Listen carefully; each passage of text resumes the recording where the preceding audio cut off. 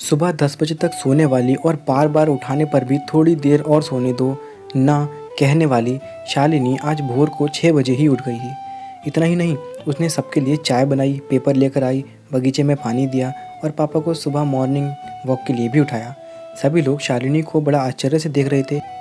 सभी का एक ही सवाल था, शालिनी तुम यह क्या कर रही हो? शालिनी ने धीरे से जवाब दिया, 3 महीने हो गए हैं मेरी शादी तय हुए। वहाँ पर कौन होगा मेरे आगे पीछे घूमने वाला? वहाँ तो सब मुझे ही करना होगा। बस इसलिए आज से शुरू कर दिया। घर की बेटी को इतना समझदार होते हुए देख सबको खुशी हो रही थी और साथ साथ बुरा भी लग रहा था। बुरा लगने जैसी बात भी थी क्योंकि अब वह हमेशा के लिए उनको छोड़कर ससुराल जाने वाली थी। एक और महीना बीत गया और आखिरकार शालिनी की शादी हो गई। वह अपने ससुराल आ गई। सुबह समय पर जाग पाएगी या नहीं, इसी विचार में वह रात भर सो ही नहीं पाई। सुबह होते ही उसने नहाया और पूजा की और खाना बनाने की तैयारी करने लगी। वह सोचने लगी कि आज खाने में क्या बनाया जाए जो बड़े और बच्चे दोनों को पसंद आए। तभी पीछे से एक मीठी आवाज़ आई। शालिनी ने पीछे मुड़कर देखा तो उसकी सासू माँ थी। अरे बेटा, इतनी जल्दी क्यों उठ गई? शादी की भागदौड़ में तुम थक गई होगी, ऊपर से घर वालों की याद भी आती होगी और मैं जानती हूँ रात को ठीक से सो भी नहीं पाई होगी। ऐसे तो तुम्हारी तबीयत खराब हो जाएगी। शालिनी मन ही मन सोचने लगी, मेरी सासू माँ बिल्कुल वैसी नहीं है जैसी मैं सोच रही थी।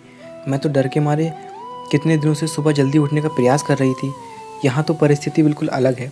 शालिनी ने कुछ काम खत्म ही किया था कि तभी सासू माँ ने आवाज़ दी, बेटा इधर आओ, देखो तो सही मैं क्या बना रही हूँ। मटर पनीर पराठा और गाजर का हलवा। अरे वाह, यह तो सभी मेरी फेवरेट डिश हैं, शालिनी बोली। उसे तो कुछ समझ में नहीं आ रहा था। उसे लग रहा था कि जैसे वह सपना देख रही है। शालिनी को एहसास हुआ कि यह सपना नहीं सच है। सासू माँ ने कुछ कहा, शालिनी सुन नहीं पाई। वो थोड़ी डर गई। उसे डरा हुआ देखकर सासू माँ ने कहा, शालिनी जरा इधर आओ, यहाँ तो बैठो, मेरी बात ध्यान से सुनो और समझो। शादी का मतलब लड़की की परीक्षा नहीं होती। तुम्हारी शादी सिर्फ मेरे लड़के से नहीं हुई है। जितनी जिम्मेदारी उसकी तुम्हें खुश रखने की है उतनी ही हम सबकी भी है। हमने तुम्हें घर पर सिर्फ काम करने के लिए नहीं लाया है। तुम्हें क्या क्या आता है या तुम हमारे लिए क्या क्या कर सकती हो, यह सब देखने के लिए तो बिल्कुल नहीं। और हम तुम्हारी आज़ादी भी तुमसे नहीं छीनेंगे। अगर अपनी बात करूं तो मुझे सिर्फ एक अच्छी फ्रेंड चाहिए थी। मैं बिल्कुल नहीं मानती हूं कि सुबह सुबह जल्दी उठकर पूजा पाठ करना चाहिए और मैं यह भी नहीं मानती हूं कि बहू को बहुत अच्छा खाना पकाना चाहिए। शादी का मतलब तुम्हारे सपनों का बलिदान बिल्कुल भी नहीं हो सकता। बल्कि मैं तो कहूँगी कि शादी का मतलब तुम्हारे सपनों को और ज़्यादा ऊंचाई तक उड़ा देना होगा। हम सब हमेशा तुम्हारे साथ हैं, हर दिन हर पल। शालिनी की शादी को अब 10 साल बीत चुके थे।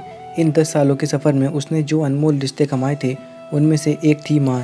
जी हाँ, वही सासू माँ जो अब उसकी माँ बन चुकी थी। शालिनी ने अपने जीवन में काफ़ी उतार चढ़ाव देखे थे, लेकिन उसके मन में यह एक सोच बहुत पक्की बैठ चुकी थी कि जब भी उसके लड़के की शादी होगी तो वह घर में बहू लाएगा तो वह भी अपनी सासू की माँ की तरह ही अपनी बहू के साथ व्यवहार करेगी।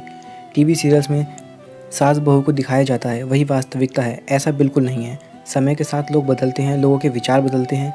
कुछ गलत लोग ज़रूर जीवन में आते हैं, लेकिन सभी गलत हो ऐसा ज़रूरी नहीं।